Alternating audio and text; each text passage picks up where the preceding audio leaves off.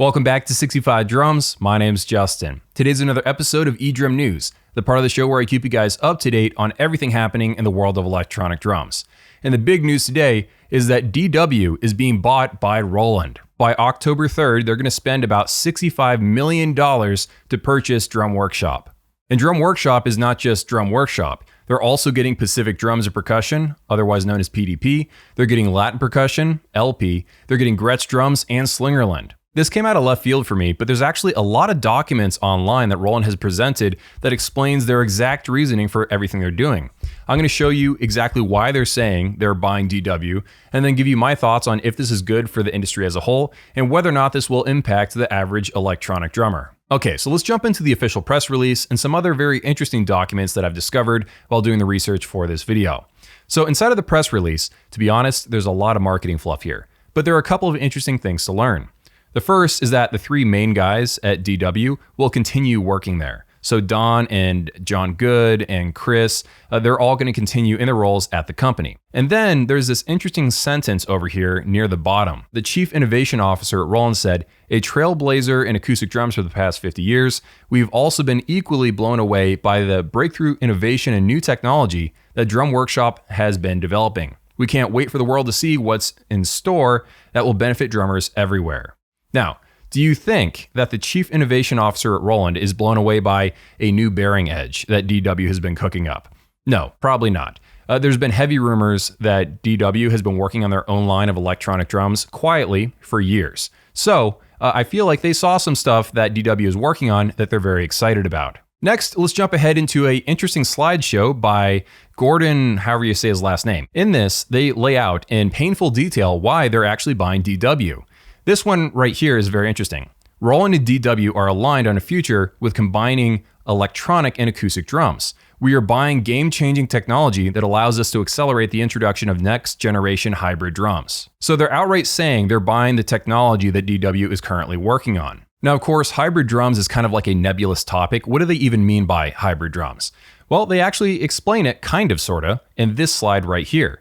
So on the one hand, you have acoustic drums like DW and Gretsch. On the other hand, you have pad-based drums like the TD-17 and the TD-07, and then you have the hybrid market right here in the middle. So you got the VAD 500 series, 700 series, the TM series of drum modules that are more focused on hybrid drummers that are using acoustic drums, and then the clip-on triggers under the RT line. And then they have their next generation, which includes Roland and DW technology together. I believe this is a whole slideshow to show the shareholders of Roland why they should be excited about this acquisition. We also see some interesting things about DW over here. So their gross sales are $65 million, 57% of that is drums and percussion, and then you got pedals and hardware at 36%, and accessories make up about 6% of that. Meanwhile, they also have a breakdown of what Roland does as far as their total sales. It looks like drums and wind instruments, I don't know why they are combining those two sort of categories, but they are. Drums and wind instruments are making up 24% of their sales. So next up, I was really interested to see that electronic drums, according to Roland, make up 23% of the total drum market. And of that, Roland apparently controls 60% of all electronic drum sales, at least according to them. Drum Workshop controls about 8% of the acoustic drum market. Now, of course, that probably also includes Gretsch, that includes Slingerland, that also includes PDP, but I'm surprised they actually have nearly 10% of the market. So again, this is Roland trying to tell their shareholders that the acoustic drum market is more than 3 times the size of the electronic drums market, and that's why we need to tap into it. Next up, we get this interesting timeline where Roland sort of goes over their company history. It's also interesting to see that we've got a separate breakdown of how electronic drum sales have continued since 2011, at least in the United States. Next up, it looks like Roland is going to try to bundle or at least promote buying a Roland VAD drum set with DW hardware. That makes sense. Even though Roland does currently make their own pedals, they do sell these pedals that have built-in shock absorbers underneath of it, basically the noise eaters built into the pedals and stands themselves to try to lower vibration transfer between the drum set and the floor below you. But I don't know how popular that would be versus a DW 5000 pedal, which just has so much more respect in the industry. On this slide, it looks like they're sort of talking about game-changing technology again, whatever that means. But over here, I find this to be interesting. The Roland Cloud is something they're pushing as like a Netflix subscription service for plugins and sounds. They're going to put DW branded sounds in the Roland Cloud now. So I guess that makes sense. And then finally, we have a less flashy looking document that you can read through if you really feel like it. Roland wants to, through joint development with DW, develop and globally launch innovative hybrid drum products that combine acoustic and electronic technologies that have never been seen before.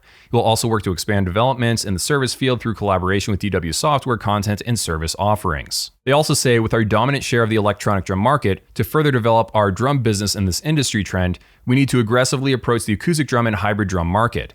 All right, so those are the documents that you can find online for shareholders and also the public at large to understand Roland's reasoning for buying DW. But now let's move ahead into the opinion part of the video, where I give you my 2 cents, my gut reaction about this whole thing, whether or not I think it's actually a good idea or not. I feel like Roland made a very cohesive argument as to why they're doing this and why it's a good move for them on the business end of things. I feel like this will make Roland stronger than ever. They already have 60% of the electronic drum market, according to them, and this will just help them by giving them technology that DW has been working on. And it also removes a competitor from the board that would have competed against the TD50 line. And at the same time, it's also giving them exposure to the acoustic drum market, which according to them is 3 times larger than the electronic drum market. So for Roland, it's a win-win-win, and I'm pretty sure that $65 million is not that much money to them. Roland is a massive company, but therein lies the problem. Because for me, I always feel like more competition is a good thing. So when I heard the rumors that DW was working on their own line of electronic drums, and knowing that DW is DW, they were probably going to make something that's flagship level, or at least, mid-range level, I was cautiously optimistic that maybe they would give some, competition to Roland. Roland has gotten a little bit too comfortable. They've been the dominant player for so long that I feel like they haven't had a good run against competition since, I don't know, the DTX Extreme 3 or DTX 900M. Like, they haven't had a good competitor against their flagship line for quite a while. If you take a look at most of the competition for Roland, they're competing against Roland on the $2,000 price range, the $500 price range, $1,000, maybe $3,000 and even $4,000 ranges. But when you take a look at their high-end stuff, they almost never try to go toe-to-toe against the V80 700 line or the TD50 KV2. Oddly enough, the only company that's actually trying to go head-to-head against Roland in the high end of the market is Geva. And they're still so new at this, they don't have the 30-year head start that Roland has, so they're not really going to keep Roland up at night with their offerings yet. So again, that's why it was so interesting to hear that DW was working on an electronic drum line, which probably would have been a premium higher-end drum set line. I'm sure that Roland will take all the stuff they were working on and implement it into their V80 800 line or whatever comes after the V80 700 series. But at the end of the day, I would have been happier to see DW as a more independent company making something that directly competed against Roland's higher end offerings, just so that drummers had more options. Because I don't want Roland to be the only player in the flagship game. That's just my 2 cents though. Let me know if you think I'm right or wrong down in the comments below. Have an awesome day, guys, and I'll see you in a few.